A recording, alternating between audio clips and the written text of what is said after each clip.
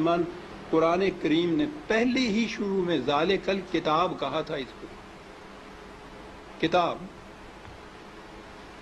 دنیا کی کوئی کتاب ایسی ہے کہ جس کی زبان آپ نہ جانتے ہوں اور کتاب پڑھتے چلے جاتے ہیں؟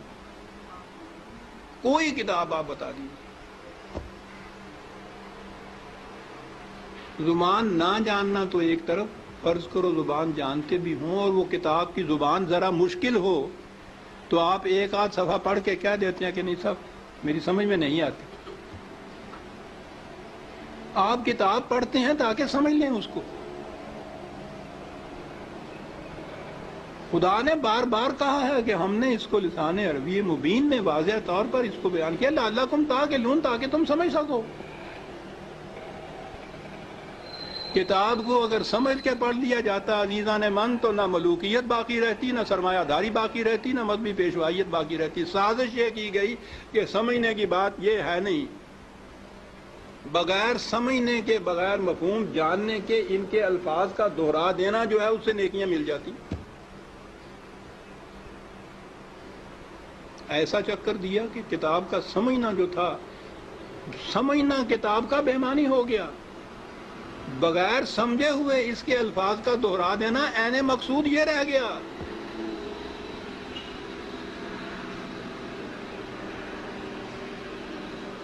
اعلیٰ سے اعلیٰ درجے کی کسی طبیب، حکیم کی، فلاسفر کی نسخوں کی کتاب، ہر مرض کا نسخہ جہاں لکھا ہو اس کے اندر، آپ اس کو سمجھے نہیں اس زبان کو اور وہ نسخے زبانی یاد کر لیں اور صبح اٹھ کے ان کو نسخوں کو رٹتے رہیں، شام تک بولتے رہیں. کچھ پتہ نہ ہو آپ کو کہ سونف کسے کہتے ہیں، ترنجبین کیا ہوتی ہے، اور پڑھتے چلیں. کیا مرض کی شفا مل جائے گی اس طرح سے؟ اس کتاب کا مقصد پورا ہو جائے گا؟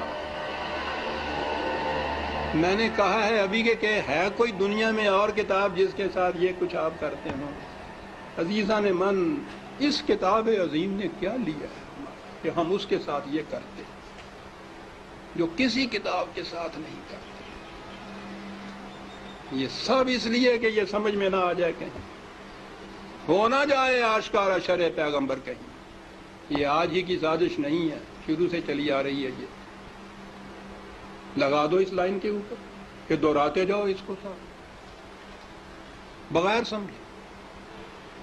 نہ وہ آگے جو امام کھڑا ہوتا ہے حافظ، اس کو پتا ہوتا ہے میں کیا لفظ دہرا رہا ہوں، نہ یہ سننے والوں کو پتا ہوتا ہے کہ یہ الفاظ کیا معنی رکھتے ہیں. دونوں ہی مطمئن ہوتے ہیں کہ ثواب حاصل ہوتا ہے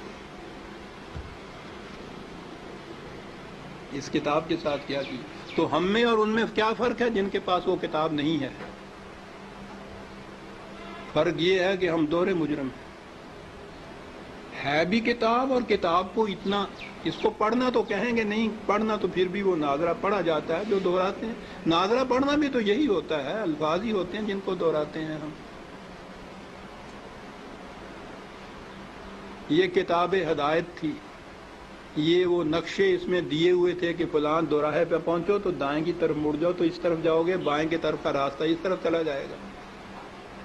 نہیں سمجھتے اس کو. ہر مرض کی شفا تھی اس میں، دورائے چلے جا رہے ہیں. یہ ایک پورا ریلا حفاظ جسے کہتے ہیں، صرف حفظ کیا ہوا، کچھ معنی نہیں جانتے. اسی میں وہ پھر قاری آ جاتے ہیں، حفظ بھی کیا ہے، پڑھتے بھی ہیں، پھر قرأت کے ساتھ گا گا کے پڑھا جاتا ہے.